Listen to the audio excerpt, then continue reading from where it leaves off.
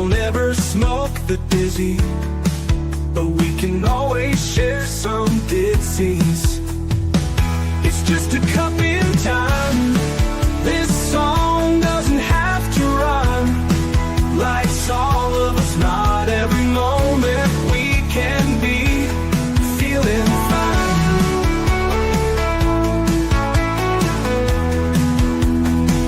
I wanna share a moment, just a second if you will, maybe even a cup of thrill. We could share this performance. It's tea time, come sit with me. Well, welcome guys. Miss Liz in the house. That's right. This day has just been one of those days. This morning we lost the sound, and then this afternoon we had trouble with the sound again, and now tonight we're just a little behind schedule. But you know what? I have the incredible Luke Mickelson in the house, and we're going to talk about sleep.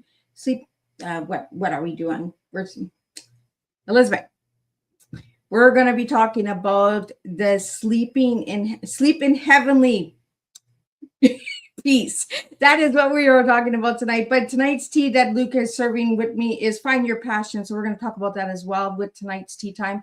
But before we get started, you guys know how Miss Liz rolls. Get over to Spotify, Facebook, LinkedIn, YouTube, all of those good platforms. Give that a like, follow, and subscribe, and get these tea times out there because they do make a difference for everybody out there.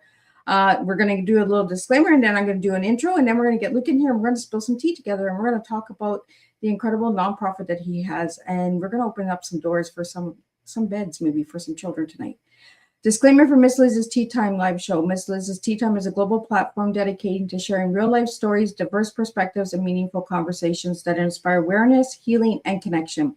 I'm Miss Liz is going live using StreamYard. Before leaving a comment during the live broadcast, please grant StreamYard permission to display your name at StreamYard.com. Please be advised that all the content brought forward during any Tea Time show is presented in good faith. However, discussions may include opinions, beliefs, and perspectives that do not necessarily represent the views of Miss Liz or the Tea Time platform. Information shared by guests is based on their own experiences and is perceived to be accurate at the given time of airing. All guest viewers and participants are responsible for using their own judgment when considering any action or decisions that may relate to these discussions. Some episodes may cover sensitive topics, including but not limited to trauma, abuse, grief, mental health, and other emotionally triggering subjects. Listeners and viewers' discretion is strongly advised. Tea Time with Miss Liz is an open discussion forum designed to offer insight, inspire awareness, and create connection. It is not a substitute for professional, medical, legal, or therapeutical advice. If you require professional support, please seek assistance from qualified professionals or trusted resources in your area. If you have any questions regarding this disclaimer or the content of the discussion, you are welcome to contact me, Miss Liz, at my email at bookingmissliz@gmail.com, or check out my link tree at Miss Liz's Tea Time. By choosing to participate in, comment on, or view these live shows, you acknowledge and accept this disclaimer. Your participation is entirely voluntary. I, Miss Liz, welcomes you to join the conversation with an open heart, and if at any time you feel this platform is not right for you, I respect your wishes and decision and welcome you back whenever you're ready. Tea Time with Miss Liz is serving truth and awareness one cup at a time. Now let me give you a little bit on Luke. Well, good evening and welcome back to Tea Time with Miss Liz, where purpose meets action and impact begins with one decision. Today I'm honored to welcome Luke Mickelson, founder of Sleep in Heavenly Peace, a global movement built on one simple but life-changing mission. No kid sleeps on the floor in our town. Luke grew up a farm kid in Kimberly, Idaho, where hard work and community were buzzwords. They were a way of life. After building a successful business career, he realized something was missing. In 2012, he created a simple ideal: build a bed for a child in need.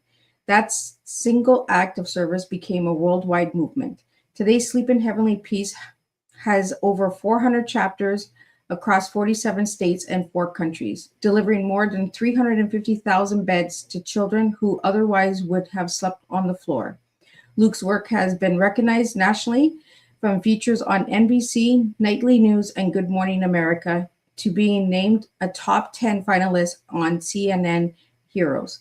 But beyond the recognition, what stands out mostly is his philosophy: humans helping humans. Luke, welcome to Tea Time. We're honored to sit with someone who reminds us that tiny moments can create massive impact. Let me get Luke in here and let's spill some tea. Welcome, Luke. Miss Liz, how are you? I am good. I just feel like I ramble all at the beginning of every Tea Time, but we got to get all that good stuff out there, right? You do better than me. You know, my wife complains I need to read more books because it helps me read things when I read out loud. Because if I read in front of a microphone or I'm trying to do a speech and read it, I fall apart. I'm terrible. It has actually helped my vocabulary reading all these bios and all of this intros and stuff like that. You'd be surprised reading out loud what it does to you. Sure. Yeah, I bet. So Luke, I'm going to take you. Go ahead. I'm going to take you down the first rabbit hole of Miss Liz. Who was Luke as a little guy and who's Luke now? Wow, that's a big question. I like to go through the big holes first. Let's do it. Well, yeah. You know, thank you for the intro. Thank you for the bio. By the way, I will say I've been on a lot of podcasts. You have one of the coolest intros I've ever seen. You got your own music. That's cool. That is my son that wrote that song. Oh, you're kidding. I thought that was AI. Wow, that is awesome. He did well. Yeah, you know, I'm like you said, I'm a farm kid from Idaho. I grew up in a little town, 4,000 people, you know, and I tell people the beautiful thing about living in a small town is the same reason why it's not fun is because you know everybody and they know you. You know, I know that I'm a small northern girl. Yeah, you know, everybody knows your business. Everybody, and you know theirs, whether you like to or not. You know, and it's kind of funny what that does. You know, when you look back as an adult now, it's not fun necessarily at the time, but you do get to look back and you're like, you know what? I can see why I have a sense of community and working with people. And I just feel this urge to support where I see need. And because when you're in a small community, that's what you did. You know, your neighbor needed help, you go mow the lawn. You know, if someone's pulled off the side of the road, you stopped and, hey, Joe, what's going on? You need some. I mean, you just know everybody, right? And if you don't, by gosh, you heard about it. You know, hey, Luke, why didn't you stop by and help Susie over? You know, it's just so you don't want to know what Susie's been doing. Yeah, exactly. Yeah. Oh, they probably already know. But no, you know, I look back at that and I really appreciate my upbringing when it comes to that because I really think it formed characteristics in me and in my character that, you know, you don't know at the time, but you can look back now and go, especially when you've talked with other people that are from bigger towns or, you know, their perspectives are so different from yours because you only know yours and you think everybody thinks the same way, which they don't, you know, and so, yeah, a little kid, I grew up in this small town I'm grateful for. And that little kid just turned into a little bit bigger kid, you know, and being from a small town, I tell people, listen, that, you know, if you knew how to pick up any sort of ball and throw it in the right direction with any level of accuracy, you're going to you're not going to maybe play sports. You're going to play sports. You have no choice. You're going to get that field of dreams. Yeah, exactly. It was fun. You know, I played every sport. I tell people, you know, there was only 2 weeks of the entire year for all of my high school career, at least, where I wasn't in a game or didn't have a practice, right? And that probably kept me out of a lot of trouble, Liz. You know what I'm saying?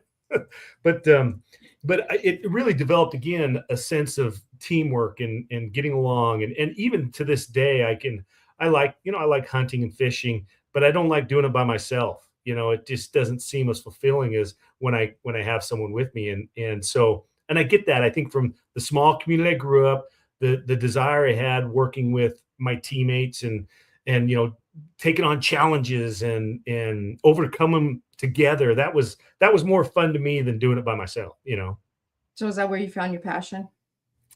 You know, that's a great question. I think that's where parts of my passion was rooted. You know, I had a lot of passions. I had a lot of hobbies. I think we all do, right? We have things that we love to do, and we're you know, what I thought was passion, and it probably is passionate. I loved fishing. I loved catching the big sturgeon, and then I loved taking people and watch them. In fact, this is I don't think I've ever shared this, Liz.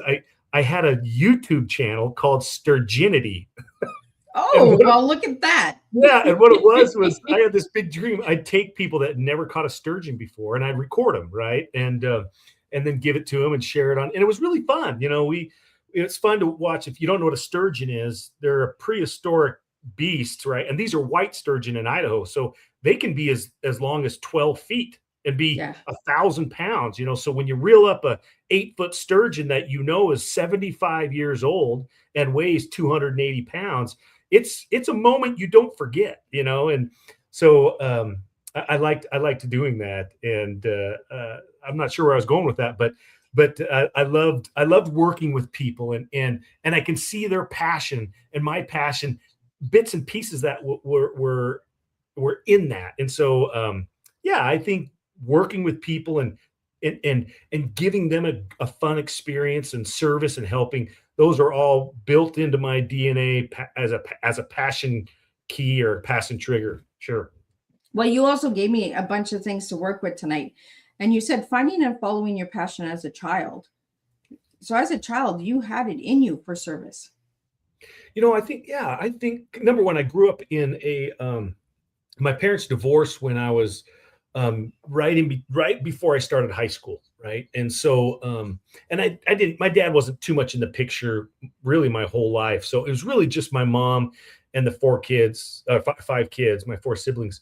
And my mom was my number one fan, right? And when my parents divorced, I watched my mom work 3 jobs, and I appreciate the hard work she went through. I think it was an example to me. There was many times, she never missed a ball game of mine. I mean, we'd come home from being away, get home at 11:30 at night, and we had to go clean the potato offices. That's just what we did. And so here, I just got done with a basketball game. I'd go and clean potato offices till 12 o'clock at night. And there's a few occasions, Miss Liz, and this will give you a little insight about my mom, that I didn't have a very good game. I didn't shoot well or something like that. And she worked for the school as a secretary for the superintendent. So she had keys. She'd get me into the gym and we'd go shoot for a half hour. I mean, 1 o'clock in the morning. That's what kind of my mom was. And that was a really big example to me. And then I think, wanting to give back, the sense of community is always really strong, has always been strong in me. And I think it stems back, when my parents divorced, we knew we weren't going to have a lot for Christmas, right? We knew we didn't have a lot anyways, but there was many times I saw the community help. For example, I went out one time during Christmas to grab the mail, and we had very, small and moderate Christmases, if you will. Well, there was $1,500 in an envelope, unmarked, that we knew came from the community. And I think those, when you build those up time after time, I always wanted to be that guy that did that for someone, because when someone could, they did. And when I can, I will. And that's, I always kind of had that mentality, I guess. Absolutely. Well, you gave me the word bedlessness, not a real word, but a real problem. Let's get into this bedlessness. Did you struggle with a bed when you were growing up? No, that's one thing I always had. And the sad but real truth about child bedlessness, it's not even a real word. Even the word itself doesn't know it's real, right? But it is. It's a real problem. And kind of where all this started is in 2012. I was I moved back to my own hometown. I'd been there for a while, and I had a good job, Liz. I was getting paid well. I was going to buy the company. I had my career set. I had a couple of kids. I was coaching football, just exactly what I knew I was going to be doing. And in church, I was what was called a young men's president. I was helping the kids, working with the youth. It was awesome. But there was something inside of me, and it had been there for a few years, just an ache, just an absence is what I kind of talk about. And later on, I realized, I think we all get to a point, especially as we mature and go through life a little bit, we all get to a point where we reevaluate really what is important to us, and I quickly, it seemed like it was overnight, but I'm sure it took a little bit of time, but it seemed like overnight, I just realized, what? The number of zeros behind my paycheck don't mean squat.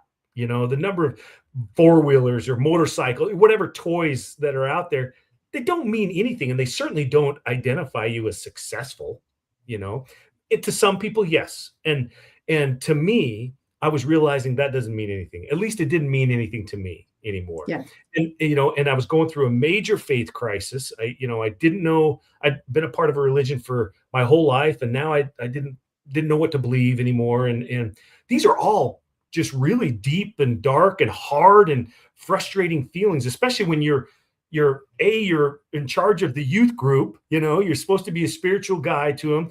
I was fun. I got that covered, but I was just fighting internally, all this going on. Well, as part of this position I held in the church, and it was like I was responsible for the spiritual activities as well as the physical activities for these boys ages 12 to 17.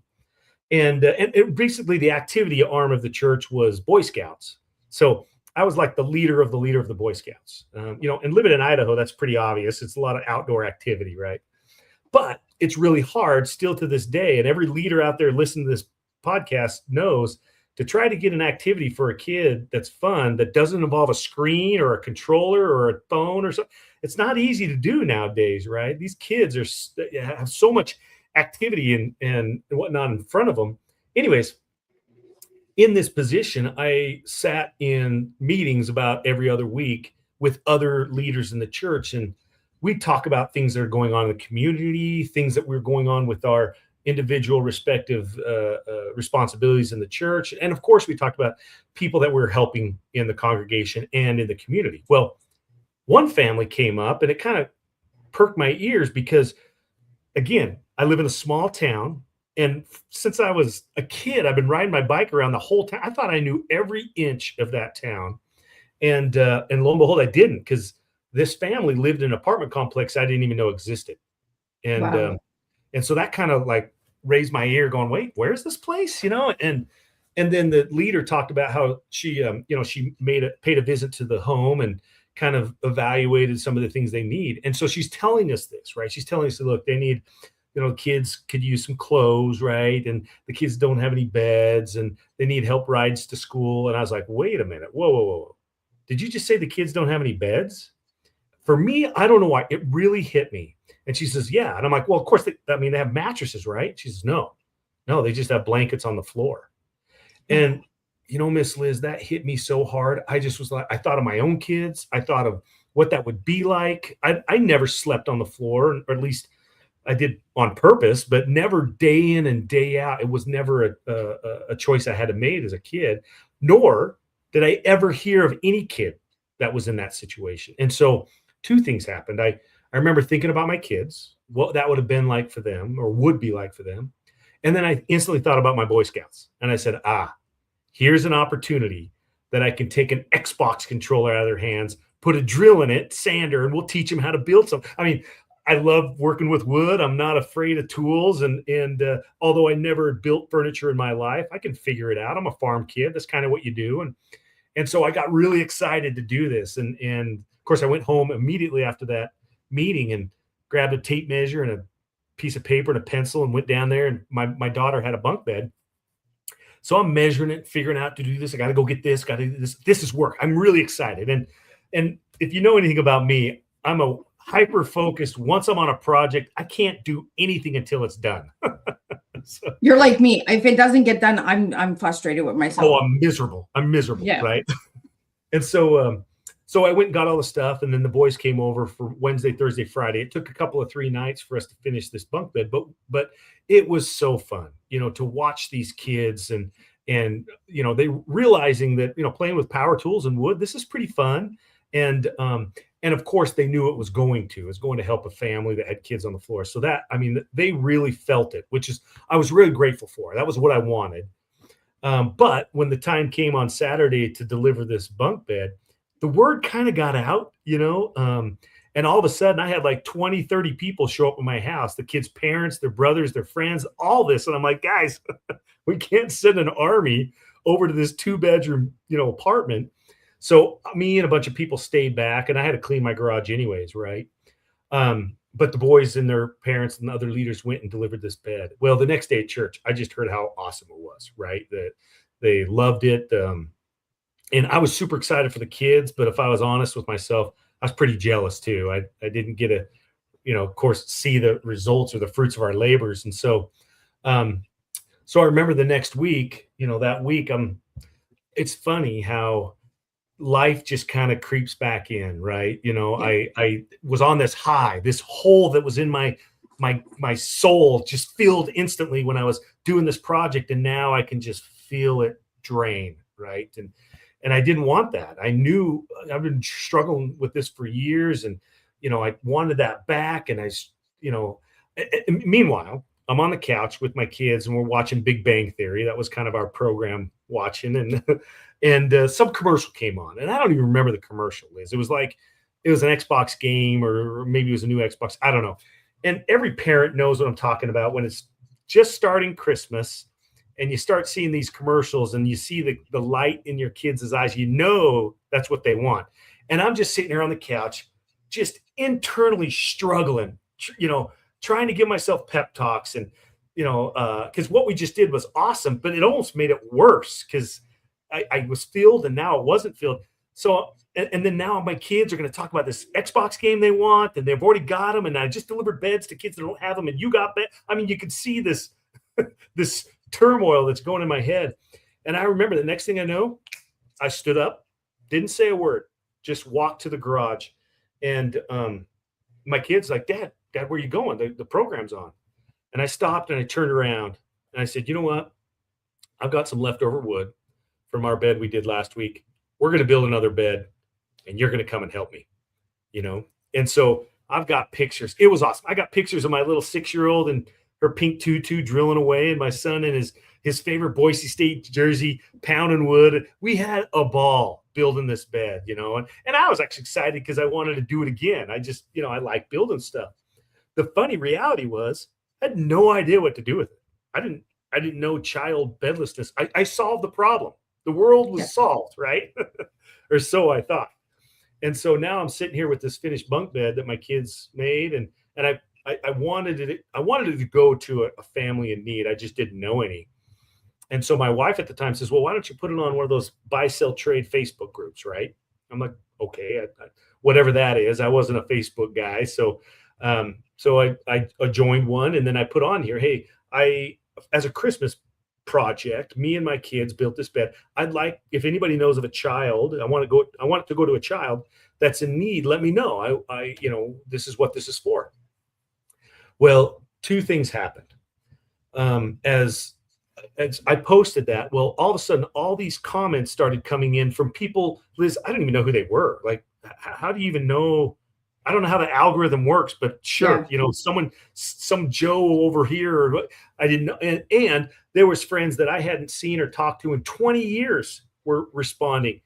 That was shocking. And the second thing was shocking was how many of them knew of kids sleeping on the floor and the terrible conditions that they were sleeping in. I mean, pallets on hardwood cement floors in the basement, on couches. We had one kid, a kid would be sleeping with 2 or 3 brothers or sisters at the same time in the same bed, all of these situations.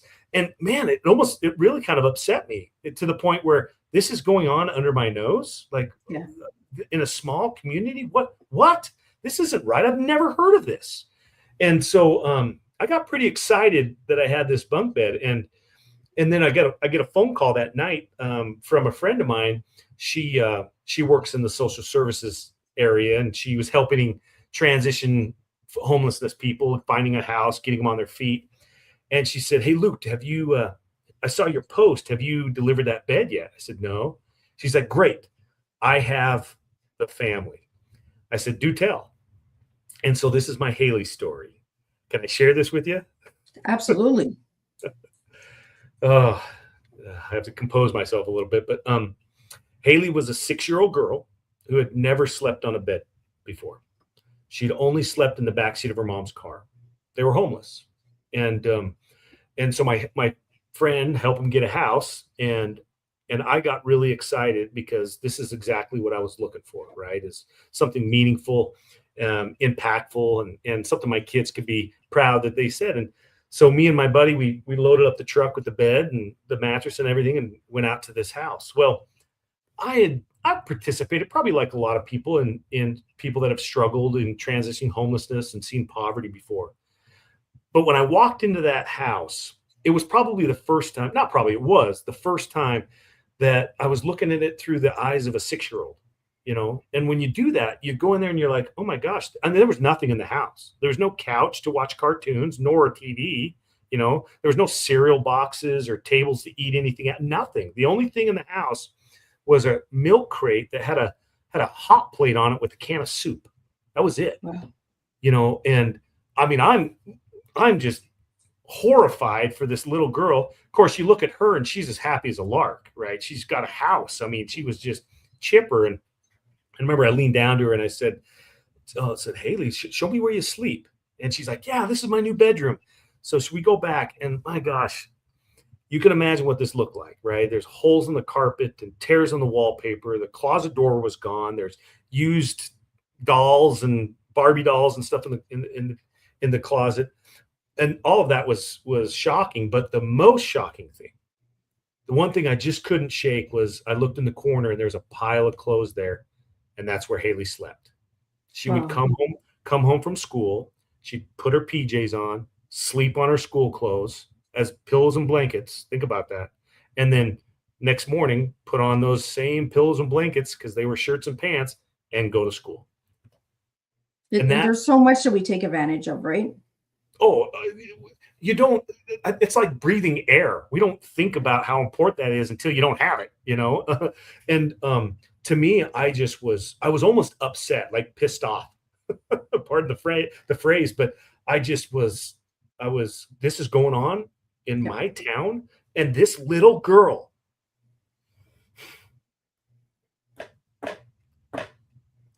spent a lot of time on the floor, you know, and she's happy about it. What is that about, you know? Well, I got really excited because I had a bed for her, right? And so we brought in this bed and we started putting it together. She didn't know why we were there, but I was watching her, right? I was watching her, and quickly the minute she realized this is a bed, Liz, I've never seen a child react this way.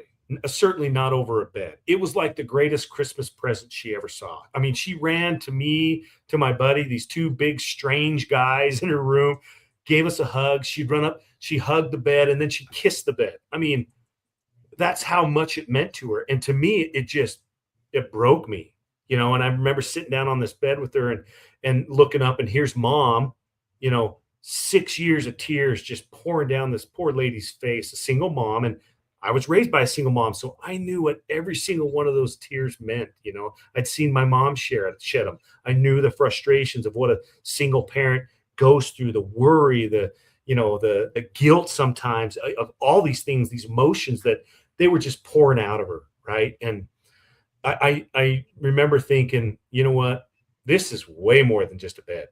You know, it was a different feeling when you delivered it. When I delivered it, when I saw it for myself. And I tell people all that time, I can talk about it. I can show you videos and pictures all day long, and you'll get a little bit of a feel. But there's nothing like sitting in the room, right, and seeing little Joe over here, in this case, little Haley, just erupt. Because she has a bed that she's never had before. What brings them dignity, right? Oh, well, so there's a couple of things that when you stop, I tell people, when you stop and think about it, just slow down for a second and think, what would it be like as a child not to have a bed? Let's talk about it physically, right? We all know you don't get a good night's sleep, like these kids don't. They wake up sore, they wake up tired. And when you and I are sore and tired and wake up on the quote, wrong side of the bed, there's a phrase for that for a reason, right? You're grouchy and cranky, and you know, you've got a bad mood. And so you go to school, these kids go to school. So what do they get labeled as? You know, they're in bad moods. They have terrible grades because they're not learning. They're not ready to learn like all the other kids, right? You go to a teacher, they're pretty accurate at pointing out which kid possibly doesn't have a bed. And they're, for the most part, right, you know? And that's just the physical side. Now you think about the emotional and the mental side of things, right? These kids, they can't have sleepovers. They don't have a bed. Right? They're embarrassed for their kids, other friends, to come in their room. And then they go over to their friend's house, and their friends not only have a bed, they got throw pillows, for crying out loud. You know, I can't imagine what that does to a kid mentally. Right. And if that doesn't sink in, right, think about when you and I have a bad day, you know, trouble at work or bad relationship, you get in an argument with your spouse or whatnot, you just have a really bad day, or you feel sick, where do we long? Where does everybody long to be? Tucked away in your bed. Yep. I speak all over the country, and to this day, I have not found a bed I would rather sleep in than in my own. Right? It doesn't matter how hard or soft that bed is. It's our bed. That's right. That's right. And that tells you something. So it's not just a physical part of the bed that means something. Years after I'd started this in 2012, a couple years after that, a friend of mine come up to me and he says, Luke, I don't think I've ever told you this. He said, it's interesting that you call it SHP, for sleep and Emily Peace. You call it SHP. He says, because me and my sister grew up in a really abusive home, parents fighting all the time. And it was rough. And when it got really bad, my sister and I would say, it's time to go to our secret hiding place. And they called it their SHP, and it was their bed. Wow. So yeah, it isn't necessarily about how soft and how comfortable it is, although that's important. It's more about solitude. It's more about recharge and escape. You and I get to do that. Yeah. Little Haley didn't. And these kids that we serve didn't. And I remember going home that night after delivering that bed. We had about a 30-minute drive home, and a couple of things I thought about. The first thing I thought, we didn't say anything to each other, by the way. I mean, it was just, you were so overwhelmed with emotion, you couldn't say anything. And I remember thinking, I spent a couple of hours a night with my kids building a bed, and it solved that problem.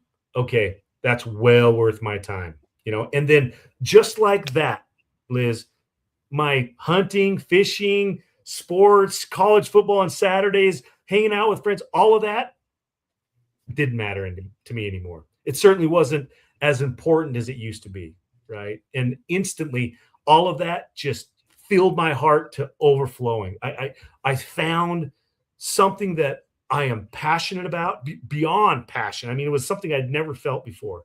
It was all the emotions at the same time. Your anger, you're sad, you're happy, you're thrilled, you're pissed off. You're all of these things, right?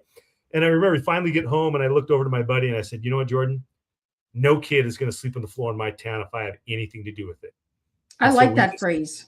Oh, thank you. Yeah, it was actually just a motto, and we loved it so much. Now it's our mission statement. And the cool thing about the mission statement, because we've had a lot of people say we probably should change it. And I said, heck no, because this mission statement's not meant for the organization to tell the public what we're doing.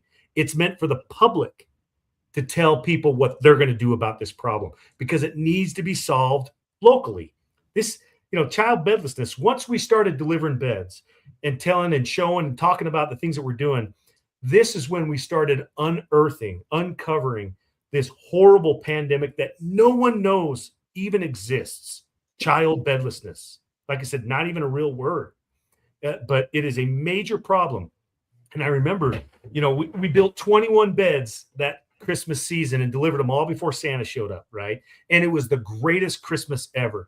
I mean, it was sad to learn that most cases, this was the only Christmas present these kids were going to get, but it was the best one that they've ever had, because they'd never had a bed before, most of them, And so it was pretty meaningful. And the more we built and the more we shared, the more people came out of the woodworks and said, hey, well, I know a kid and I want to help. That was the other thing I didn't realize, is there were so many people in my community that they were like me. They wanted to help. They wanted to do something. They want to give back. They're trying to find meaning. They're trying to find something that fulfills. They want to leave a footprint in this life of their efforts to help people. They just don't know how. They don't know where. They don't know what to do. I was the same way. I mean, I do this, that, and the other. It just wasn't as fulfilling in my heart as providing a bed for a child. And when I learned that no one else was doing this, like I became CASA, CPS, foster care, these agencies, I was like their best friend. I was like their favorite person because finding a bed for a child, of all the things of transitioning homelessness, fridges and TVs and even cars and stuff like that, a bed for a child, oftentimes they told me, was the single hardest thing for them to find. And the reason why is because no one knows that that's a problem, and there's no agencies that were providing it. So Well, nobody ever mentions a bed, right? They go to the fridge, the stove, the washer, the dryer, the TV. They don't correct. think of beds. Yeah, they don't think that's an essential part because it's probably they've got something. I'm sure they got something, right? And I was the same way. I mean, I was just as shocked to learn about that first child, those first kids sleeping on the floor, and then now I'm getting emails and messages on Facebook and all this about kids. Example, I learned of a family, an 8-person family that they were living in an 8-person van. I mean, that's what they lived, and they finally got a house. Well, we had to take them. Not had to. We were blessed to take them 3 bunk beds, 6 beds for their kids, right? And they never had a bed before. Wow. And those are the things that are just, it's so shocking and it's so sad because no one knows about it, and Well, even and the thing that you said, Luke, was it's people's, not the organizations, right? It's a people problem. People are it's a, not talking. People are not sharing. People are not opening. Like you lived in that community, a small community where everybody knows everybody, but you don't know about the bedless children. correct. Well, and the problem with that is it's so, you can't fix a problem if you don't know about it, right? And that's the problem today, even, as you and I sit right here, Liz, and as we talk, there are 155,000 kids just on our waiting list right now. And the sad, even the more sadder truth to that is we only cover 27% of the United States geographically. So that 155,000 only represents less than 30%. Can you imagine if the entire country knew that A, child bedlessness was a problem, and B, there is a solution called Sleep in Heavenly Peace? We would have applications. I mean, there's the statistics right now that we've come up with is it's greater than 3% of the total population. So if you're in a town of 100,000 people, there are 3,000 kids sleeping on the floor. Wow. Yeah. And when you start hearing those numbers, that's when it really hits. Oh, it not only hits then, it's one thing to have need. Yeah. It's another thing when you have need and no solution. And that's the problem. When I decided to be a nonprofit back in 2014, we went from, a family Christmas project to let's make this a nonprofit. I was like, okay, well, let's find out who else is doing this. So I researched online. Certainly someone can help me get this started. I found one charity in the entire country after weeks of searching that was providing beds for kids. And they were just buying them from like Target, right? They weren't building them. And so I was shocked. And that it made more sense why now the CPS friends and CASA friends that I made, they were so excited that they had this resource to use now because there wasn't one. And there hasn't been anywhere other than Charlotte, North Carolina. There was Beds for Kids, which was an awesome name, by the way. I like that name.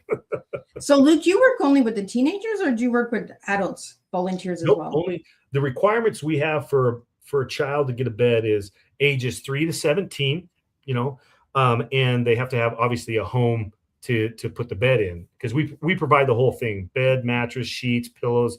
The kid can sleep in the bed before we leave. And I chose children for a couple of reasons. Number one, because it is one of those things that's really hard for agencies to supply. For whatever reason, getting beds for parents, I guess, is easier. I don't know why.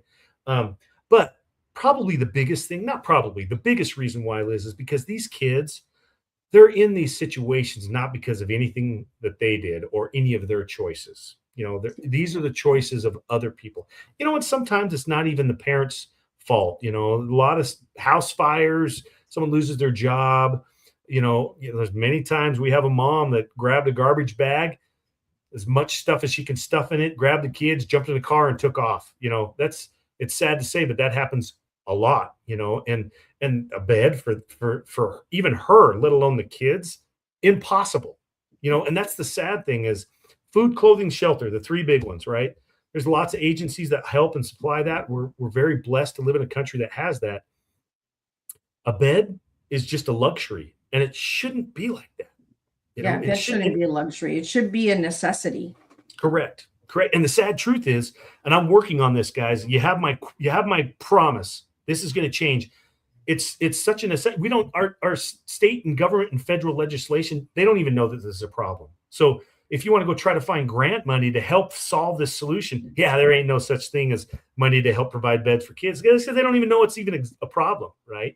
And so we're working to change that. Well, that's good. And that's why we have guests like you on Tea Time, so we can open those doors and that.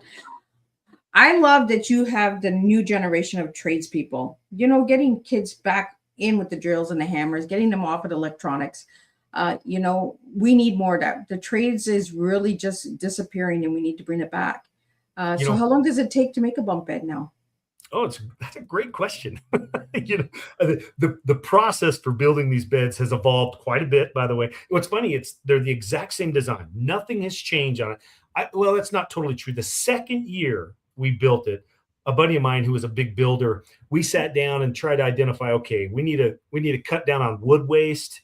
What's the most economical way to do this? We realized instead of buying 8 foot, if we bought 10 foot, then we could make them this, blah, blah, blah. We just have to drop the bed an inch and a half each bed. So a bunk bed, 3 inches, which didn't make any difference, right? Other than just, you couldn't even tell. But from that day, from 2013 to today, it's the same design. And it's very simple because we wanted to make the process, number one, it was for the Boy Scouts. I had to make a process very simple, but I also knew that the more simple, pure, straightforward, transparent I can make this bed building process and organization, the better it would be, right? Because I don't know about you. I mean, I love charities, but I hated donating money to charities where I didn't know the money went to. I didn't know where my efforts went to, yada, yada. If I was going to run a charity, it was going to be the way I want a charity to be ran. I want to know exactly where my dollar goes, and I want that dollar to go to the purpose and to the people and to the problem that I originally, I want to help the kids in my town. That's what I wanted to do.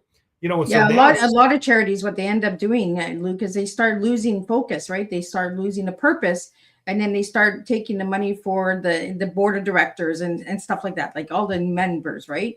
And then we start to lose the focus and the purpose behind it, and the passion is finally just gone, right? It's just another organization.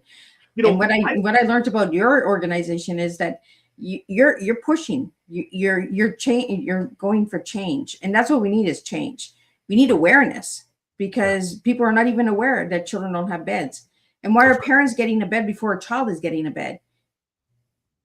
Yeah. What's odd is, many situations, the parents have a bed while the child sleeps with the parent, right? And that's okay for a while, but there's a lot of psychological bonds that are unhealthy that get created there. The parents, the kid or the parents, they don't get a good night's sleep because, they got their kids in their beds with them. It's just not a healthy environment for anybody. Right. Yeah. And so getting a bed helps that for a child, helps that and solves that issue and dilemma there. Well, and as I mentioned before, the more we shared and the more people saw what we were doing, I realized that there was not just people in my community, but there's people all across the country that found the same problem that I found, right? I think they're like, well, I'll find out if this guy's really telling me the truth. And the next thing you know, they call me up and say, I want to start a chapter in my town because they realize how bad it is. And because of that, and because of all the exposure that we've gotten, praise the Lord that we got it.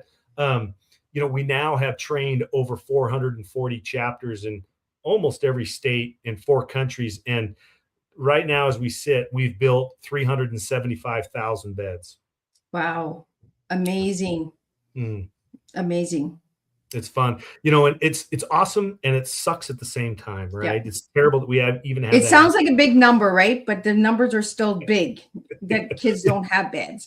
So, well, I learned something it's not hard math for me to realize that if we're going to solve child bedlessness, right? And if our mission is no kid sleeps on the floor in our town and we want our town to be everybody's town, well, that ain't going to be solved by some farm kid from Idaho, right? That's going to be solved by farm kids in their own town, per se. And so what I wanted to do and what we've done is build a platform where people can do what we do in their own hometown. And I wanted to make it super easy for them. I didn't want them to go through the minutia of setting up a nonprofit and a company and how do I find a bank and how do I find insurance? I know how hard that is, right? Yeah. So I would rather just say, let me do that for you, right? We're going to take all that responsibility, all that work, all that cost and stuff. We're going to do that. You just focus on Make 3 beds. things. Yep. Raise money, build, and then deliver beds. And the way we finance it, because obviously we got to turn on the lights and we got to pay for insurance. And, we're a company still, right? This is the beauty of it. I pull 10%. That's it. 10%. So if grandma, right, and this is the way I look at it, if little grandma donates $100 to my chapter, I'm happy to say, listen, grandma, did you know 90 cents of your dollar stays in this community? And it goes directly to the beds and to the kids in this community. It's not helping someone 2 states over or 2 towns over, even 2 countries over, right? It helps the kids right here because that's what you wanted, right? And that's important. I think that's important in our world today, is being transparent with what donated dollars really are, and we value that very, very much in our organization. So, Luke, have you heard of Room Reduct? What was that? Rooms Reduct? Mm-mm. I had a Teatime guest and a former peace ambassador sister who has that in Texas. And what she does is she goes in and does a remodel of a bedroom for children who have been physically and sexually abused, because the bedroom is a sacred place, right? Yep. I'd love to connect you guys together, because she has like chapters all over in different countries as well. And they need beds, for some of these kids. We love partnering up with organizations. And I think this is important for people to understand. Listen, Ray, I ask of you today, and I'll come back to that comment, but I ask everybody today, the best way you can help us out is just open your mouth. Just share what you hear today. Share this podcast. Talk to your neighbors. Talk to someone in the grocery store. I promise you, there's going to be someone walk by that either knows of a child that's in need or is looking for a way to give back. And they can do that because of your conversation that you might have with, on the sidelines, if you will, right? And I think that's really important. That's how we're going to solve this problem, right? Is by doing it together and sharing what we know and reaching those corners of the universe, if you will, that otherwise don't know what's going on, right? It's word of mouth, right? It's just like the small community. Word of mouth. You heard what the neighbor did. The neighbor told you this and this and this and this. We just got to be that neighbor with the word of mouth and just keep spreading this and spread this Teatime out there and get it out there. And this is why I started Teatime, was to make a difference by sharing organizations and nonprofits and authors and educators who are not getting that voice and not getting that story out there. And that's what Teatime is all about, Luke, is let's open those doors. How can we open doors together? What countries are you in, Luke? So we're in the United States, Canada, and Bermuda and Bahamas. But if I were to be honest, they're more like a chapter. We tried to get them going because of some disaster relief efforts, and we've helped a lot of kids there. They're kind of stagnant. They have been for a couple of years. But we know if we're only covering 29% of the United States, and in Canada, it's far less than that. We're growing. I think we're up to about 20 chapters in Canada now, but we're trying to reach these kids that don't know about us. And when you're only covering, 29, 30% of your country, you still have a lot of work here. Right. And we know that, we want to focus in on how we can help kids here. Oh, and I was going to tell you, if your listeners out there, if anybody knows of a child that is sleeping on the floor, please go to our website, shpbeds.org, shpbeds.org or shpbeds.ca. There you go. Click on that and you can apply for a bed for a child, whether it's for your own child, for your sister's child, the town over, or a friend that 3 states over that has kids sleeping on the floor. Based on the zip code of where the child's at, that's how we get that application to a chapter president. Now, if that zip code has not been accepted by a chapter president as a deliverable area, right, that means we need a chapter there. And the recipient will get an email back saying, hey, we don't have a chapter there yet, but we grow 50 chapters plus a year, Liz. And I'm hoping, the reason why I come on these podcasts is I want to spread awareness, and I hope to find and encourage and motivate and inspire that one person that finds that, hey, there's no chapter here. And I'm going to be like all these other chapter presidents and like Luke, and I'm not putting up with this, right? I can make a difference. And we have created a platform that is easy to entry, no boundary, very little boundary to entry to make this successful. We put on 50, 60 chapters a year. We only lose one or two, and the attrition rate is high success because we take it so personally, and we have a process, and we train them, and we stick with you, and we help these chapter presidents and take all the hard stuff away from them anyways, on running a business. We just want them to focus on building and delivering beds to kids. So to start a chapter, they just have to go to the website? Yep. Go to the website. When you go to the website, there's a bunch of ways you can help. First of all, raise awareness, right? By going to the website, learning about child bedlessness. And what I love about our website is it's not a single website. And what I mean by that is you're not going to go, when you go to that website, shbeds.org, you're not going to go to some main company page. Based on where you're at the time, it's going to go geosync to the closest chapter that's to you, because we know that this is a local problem. So we want you to see what's happening locally. So you're going to see how many applications, how many children are in need. It's going to be right there in front of you. You're going to see how many beds that chapter is built, right?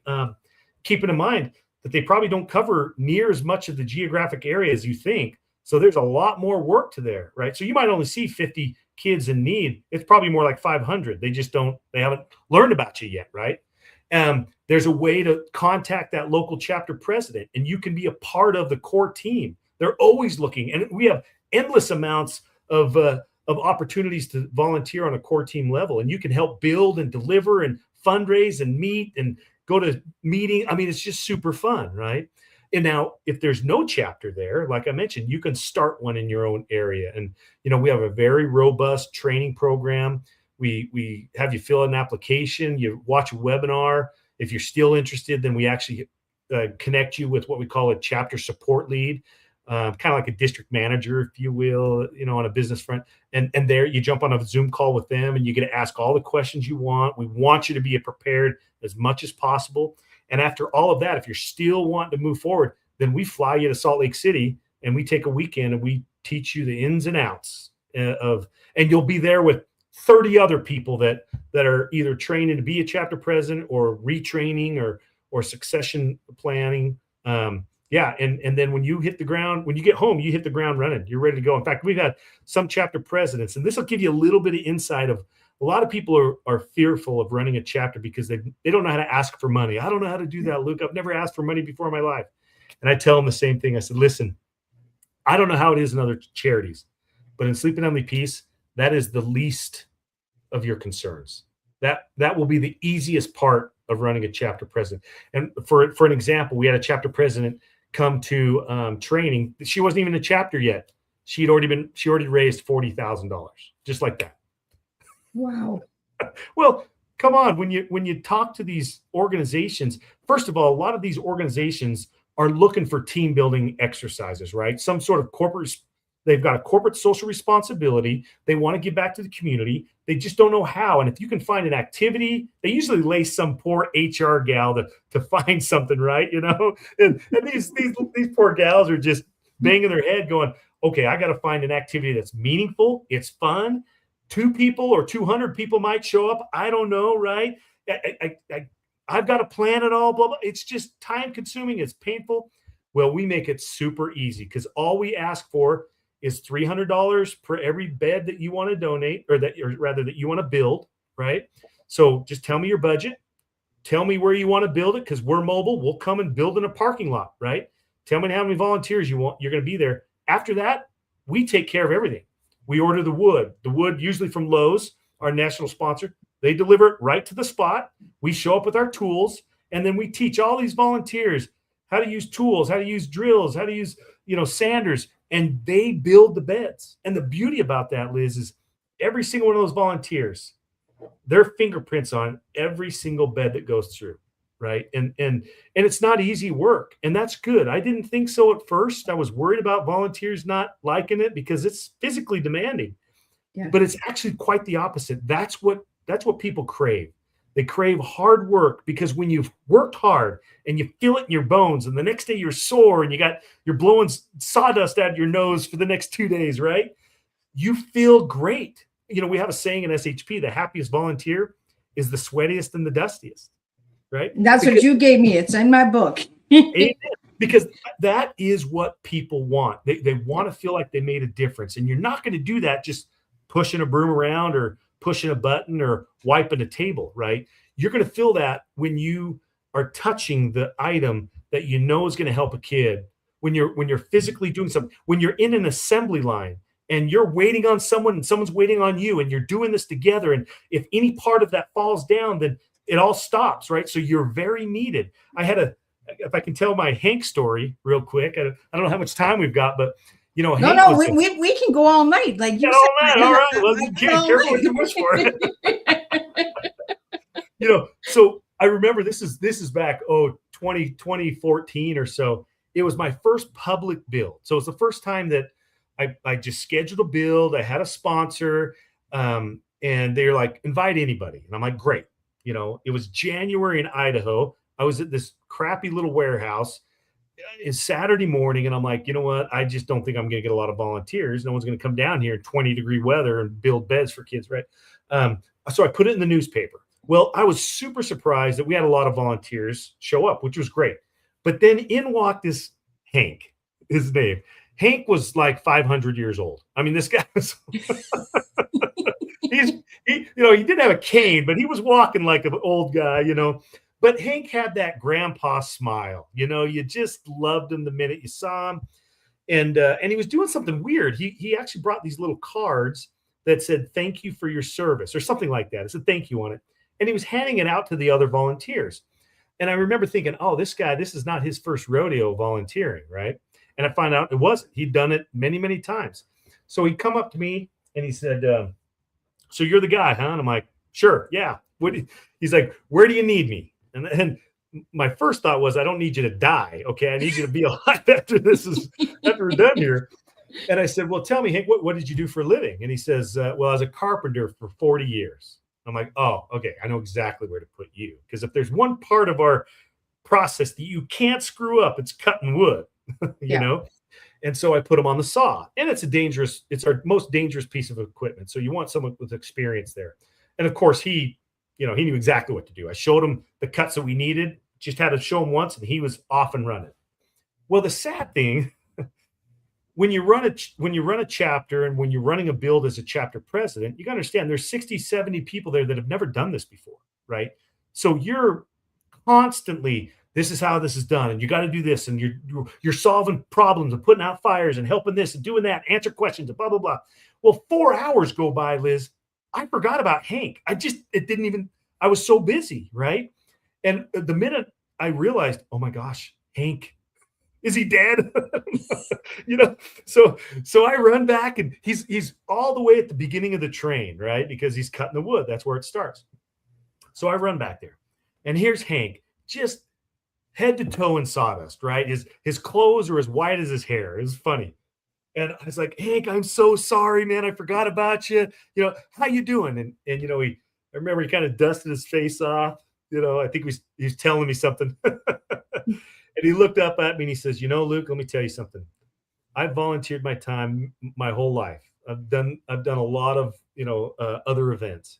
He says, never have I ever showed up to an event, and in 5 minutes I was put on an assignment and I could not leave. I was so busy. I couldn't go to the bathroom. I couldn't grab a glass of water. I was just so busy. And of course we allow people to do that, but he just felt so obligated. Right. And I said, I'm so sorry, man. I should have come back and helped you. And he stopped me. He says, Luke, stop. No. He says, thank you.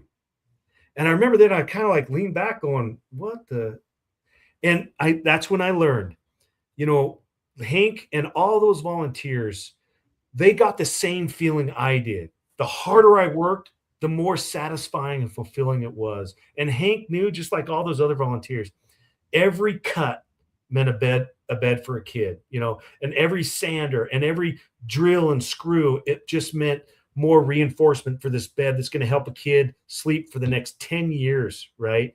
And he told me later on, he said, Luke, I volunteer my time all the time. He says, I have never felt, and this is not an uncommon saying, I've never felt more fulfilled in a service opportunity than I do when I build beds for kids. Right.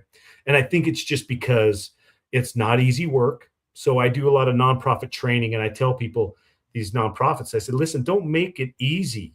Don't make it too easy for your volunteers, because you want them to feel like they mean something. You want to feel like their efforts. This kid's not going to get his bed unless you work hard at it. And people love that. You love it, right? We all love it. And I think I made the mistake early on, and a lot of nonprofits do, is they spend too much time trying to make the process easy. And they think if I make it light, the burden light for these volunteers, then they'll come back. And, they might come back, but they only come back because they might feel obligated. They're not going to come back because they feel fulfilled. Yeah, and hard work the does heart's not there. Correct. Yeah. Right. It's all about heart. When you're volunteering, it's heart. Well, and unless you're looking for a bonus or you're looking for a freebie or something like that, right? Like a free, I don't know, like. And it's the heart. Yeah, it's the heart that gets you there, but it's the fulfilling feelings, right, that get you back, right? And they're probably combined, right? They're probably one and the same, if you will. But that's when I realized, okay, listen. There are great people out there, and they're not afraid to work. They're not afraid to put in the time and the effort, So a lot of our chapter presidents are retirees. They're old guys and gals, usually wives or best friends. And, we have a couple of delivery teams. They call them the old 84s. Their average age is 84. So these are old guys, climbing upstairs and drilling beds together and delivering these kids beds, because they know what it's like to see a child crawl into bed at 3:00 in the afternoon and go to sleep because they've never had one. Yeah, absolutely. So Luke, how can we help you tonight? Great. Thank you for asking. Again, the biggest ask, the simplest one, Miss Liz, is I pray that your volunteers will, or your audience, just share what you heard tonight. Open your mouth. Tell people about child bedlessness. Now that I hate to put that obligation on you, but now you have it. Yeah. And share it with people. Trust me, they probably won't even believe you at first. And the beauty of it is you're going to surprise them with a pandemic, an epidemic, a problem that's going on right under their nose, and they don't even know it, just like you didn't. So share it with people. And the next thing is of course, if you feel, like this pulls at your heart, you want to help, donations are great. That's not even the top 30 things I'd ask you for. The biggest thing I ask for you after raising awareness for us is find your local chapter and help. These men and women, no one gets paid at the chapter level. These are all volunteers, and we tell them they only work half days, 12 hours. Only half days. Just kidding. Break your back for half a day. Yeah, it's only half a day. What are you complaining about? So Luke, how much does a bed cost? So in the United States, on average, right, because we provide the mattress, which is the most expensive part of the bed, right? But mattress, sheets, pillows, and delivery, and the insurance, and all the other stuff, it's $300 for one bed. It's pretty cheap, and considering, gosh, that's the cost of a single mattress. Here's the interesting thing is we value dollars, our sacred donation dollars, so much. And this will kind of give you an idea why, if you're looking to do an in-kind donation, please do so. Of course, it all has to be brand new. We can't take anything used, but brand new. But just keep this in mind, because we build 100,000 beds a year, right? I now can go buy shipping containers of mattresses and shipping containers of material needed. So we have actually put a number and found that when we take $1 that would something that would cost you $1, we make it $1.36. So it's worth $1.36 to us because of our buying power, right? So we encourage people. We can stretch that dollar farther than they can. But again, raising money and getting money to help kids get beds is not a hard thing for us, right? The hardest thing is we just need hands. We need people to show up. We can build these beds super fast. In fact, we have a build with Lowe's, our national sponsor. We're building 11,000 beds in 24 hours. Wow. That is a bed. I haven't done the math on it. Last year we did about 5,100, just over 5,000. It was a bed every 12.6 seconds. That's how fast we built it. So Oh we my can build goodness. beds fast, right? It's delivering them is the big challenge, right? And you can only build or deliver a bed a single child at a time, right? And so that takes a lot of volunteers, takes a lot of hands. And so, if volunteers or listeners out there, show up with your kids, show up with your family. I have all sorts of stories about how SHP, yeah, it helped the kids in their community, but it also helped them. It helped save marriages. It helped people get out of alcoholism and drug abuse. It helped people relate and connect with their kids because it gave them something that they can do together and something that's super meaningful. I tell people, listen, true joy.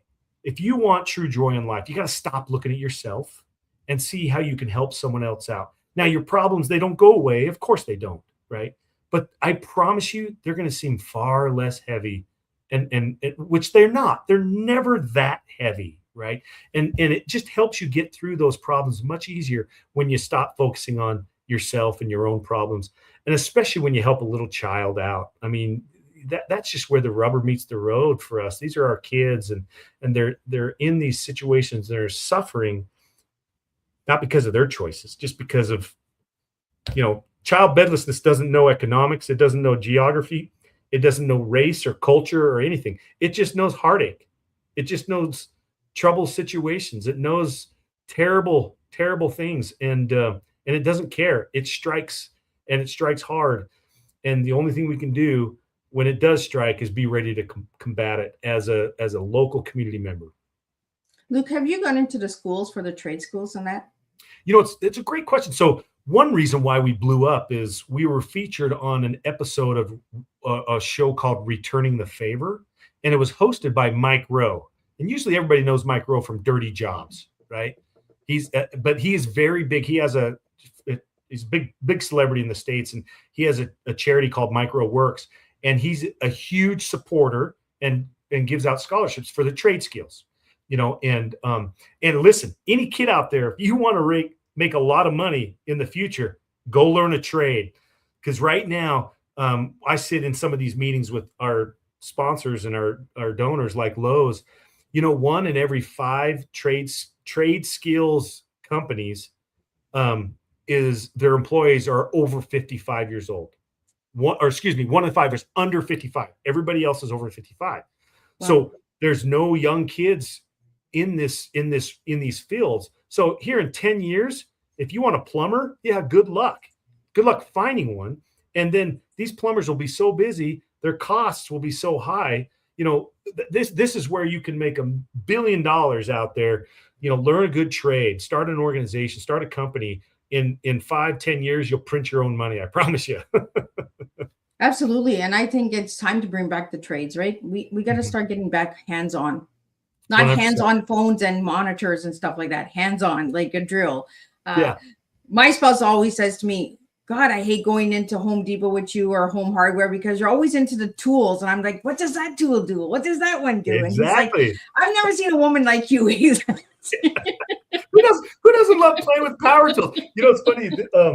We got our warehouse, and I had a bank call me up and said, "Hey, some of our ladies want to come over on their lunch break and build beds." And I thought that was kind of weird. I'm like, "Sure, yeah, come on over." We had these ladies show. I mean, they're at work. They're at bank. I mean, some of them were in stilettos, Liz. It blew me away. But you know what? All it took is 10 minutes of showing them how to do it. And those ladies went nuts. They built like 22 headboards faster than I thought. I mean, I went into my office for 10 minutes, met with a guy, came out, and I'm like, whoa, slow down. You're running out of wood. So, no experience is necessary. And that's important. We want these experiences to happen for everybody, and bring your kids. I have a photo of a 4-year-old sanding a board with a 104-year-old guy. Same board, same picture. I mean, it was a good photo op, but there was I wanted to use it as an example of this is for everybody, and everybody can help, because it's just as important for that little 4-year-old, 5-year-old, 10-year-old scout, whoever, or grandpa, to feel the feelings of helping out and serving others, because that's where true joy happens. And you know what? That's what's going to change the culture in our communities in our countries. That's what's going to help division, create equality. It's going to create connectedness and bonding, and really where humanity needs to be. That's why my mantra is humans helping humans. That's all that we are. You know, we're not affiliated or associated or connected to any political party, religious party. We don't care about that stuff. Because you just want a bed for a kid. It's a bed. We're a human helping a human, or we're humans helping humans, and these are little humans, right? That's all they are. They're little humans like us. They're going to be just like us growing up, human beings. We need to help them. That's our job in this world, is to help each other out, and there's no better way to do that than through service. So, absolutely. So, what final message do you have for us tonight, Luke? Man, we went over a lot of stuff, Liz. I just want to thank you for, number one. We got a little rocky start, but I'm so glad we connected, because, you know, I want everybody to hear this, because I promise you, this message is not just for the kids in your community. This message is for you. It's for you listening, because there are things I know in your life, like every other human being on the planet, right? That you want to feel the good feelings. You want to feel like you made a difference. I don't care who you are. You want, when you die, to be remembered as, hey, this person made a difference and maybe it's only in their lives or one person's life, and that's okay. And this is a way that you can make a difference in the lives of thousands of kids in your own community. All you need to do, I know this is hard, and well, it's not hard. I don't know, for whatever reason, it seems hard. All you need to do is act. All you need to do is get off the couch and walk to the garage and take it step by step. The next thing you know is you built 370,000 beds for kids. And, you know, Liz, I don't even like to think of it. If I hadn't got off the couch, you know, where were those 300,000 kids? Where were those 650,000 volunteers that have been a part of us over the last 10 years? What experience would they have now? You know, I just don't even want to think about it. And that all comes from just a single moment. And this is from just a dumb farm kid from Idaho, guys. I'm not a Harvard grad. I'm not a war hero. I'm a small town kid. And if that doesn't tell you that anybody can do it, then I don't know what does, because you can make a difference. I like that, because you just put out the message that anybody can make a difference. It doesn't matter about status or quota or anything like that. Just get up, move. Just move. Just like a chapter president told me something. He says, Luke, you know, I heard your message and I knew all I needed to do was something. You know, doing nothing is not good. Just do something. And you know what? If it's not beds for kids, go find something that you're passionate about. That's what we want. Because if everybody built beds for kids, then everything else would be in jeopardy, right? So go find something you're passionate about, and don't be afraid to dive in. Don't be afraid to jump in and all hands on deck. You know, go to town. And there are things that'll change inside of you subtly sometimes not, but more subtle than you realize. And you'll look back 5 years from now going, wow. I mean, I can see emotionally, sometimes even physically, but emotionally, mentally, how far I've come. And it's only positive stuff. It's only great stuff. Absolutely. You know, and that's what it is. Just get up and move. And who cares if people mock you and laugh at you? Just do it. You know, I'm known as a crazy lady that serves tea, that doesn't even serve tea. I serve real life tea. I don't serve a beverage, right? But everybody's like, where's the tea, Miss Liz? I don't have tea. Right now I have Gatorade in my cup. Yeah, that's right. You know, but just go out and do it. And that's what I really admire about all of my guests out there. If I wouldn't have started a podcast, I wouldn't have over 500 interviews with 500 different incredible people from around the world. Wow. I just got up and I did it. I could have been watching soap operas for the last 7 years, but you know what? I got up and I did this, and I met you, Luke, and I met incredible people along the way. You know, so for all my listeners out there, just get up and move. Just move it. You know, just try. And word of mouth goes a long way. Just spread the word. Spread this tea time. Get it out there. Share it with your community. Share it with your family. Share it with anybody that it'll resonate with. And if you know somebody that's missing a bed, let Miss Liz know so I can get that out there.